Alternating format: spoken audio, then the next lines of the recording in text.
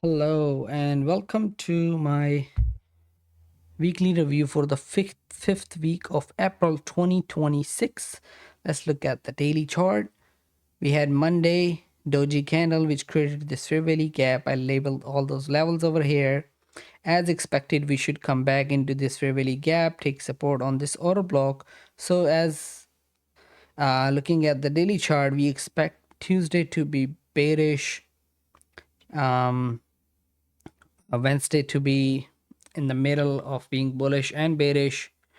And then, of course, Thursday and Friday should be something that we want to be bullish because we are taking support on the fair value gap and the order block. Now, let's go to Monday and keeping in mind this chart over here, we have a indecisive candle. But sometimes these indecisive candle are give us really good setups. For example, we'll talk about it. We have a fair value gap that was inversed, which made a balanced price range over here.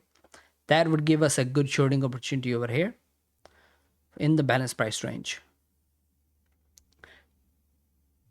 We open, there is a big move before that, and then in the evening session, then we go down, create London low before this important fair value gap that we notified here, and then take out the London high. When we take out London high, we take out London low next.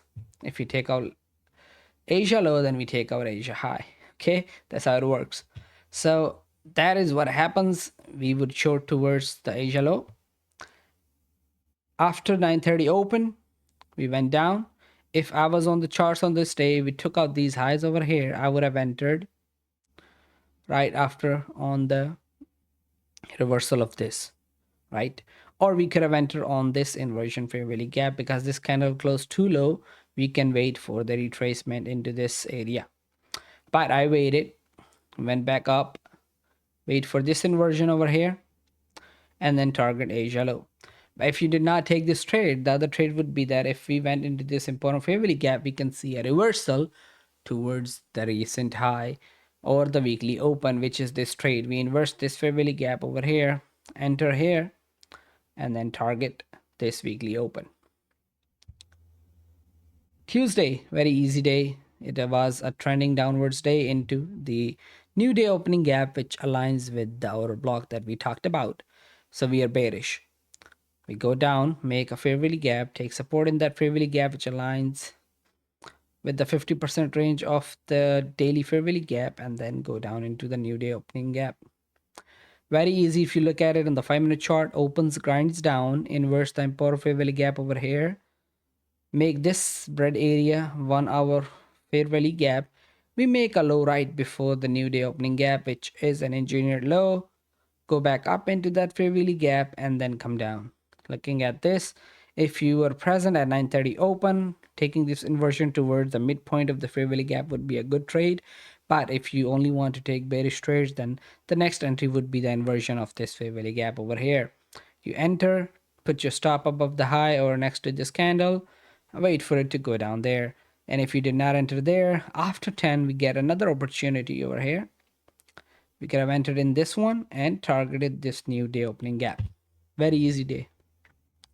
Wednesday was also easy. We grinded a little bit down, made a low before this fair value gap, grinded up, went down again into this fair value gap, and then went back up.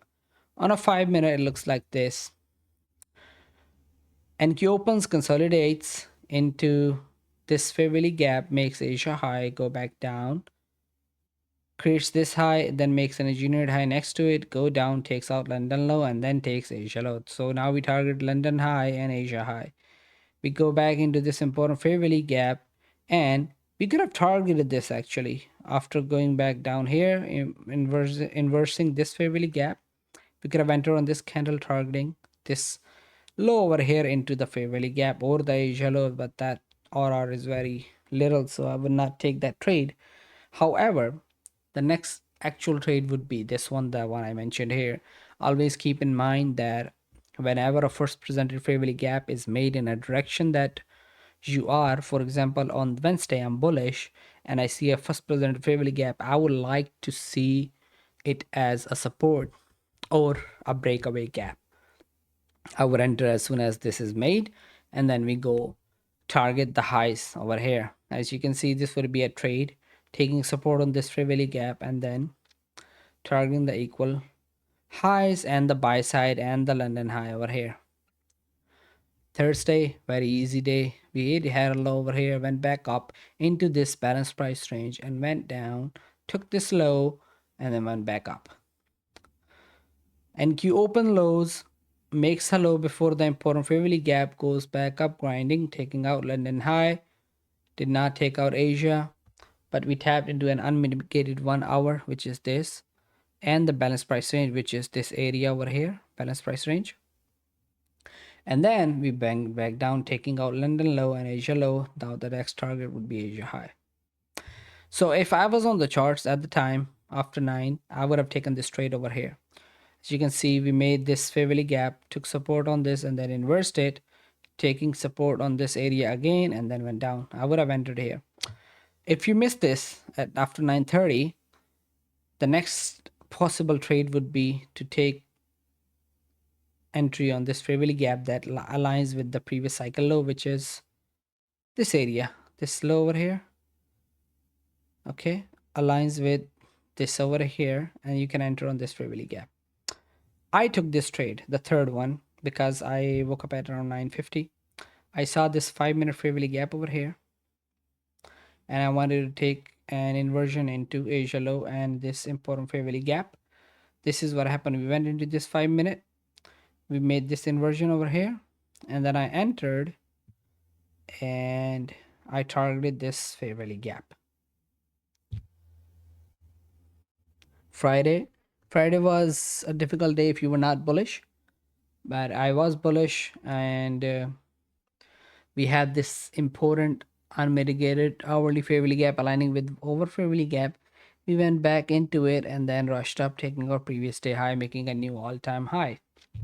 And Q opens grind lowers into 1 hour unmitigated gap, makes a CST and takes previous day high. So talk about this is I actually posted about this and I took a trade. I said that I want the London lows to be taken because we had relatively equal lows there, and then I want it to go towards the previous day high, and that would be amazing. And that's why I really just took one break even trade and I did not enter again because I wanted these to be taken. Around 9:30, I think I entered somewhere.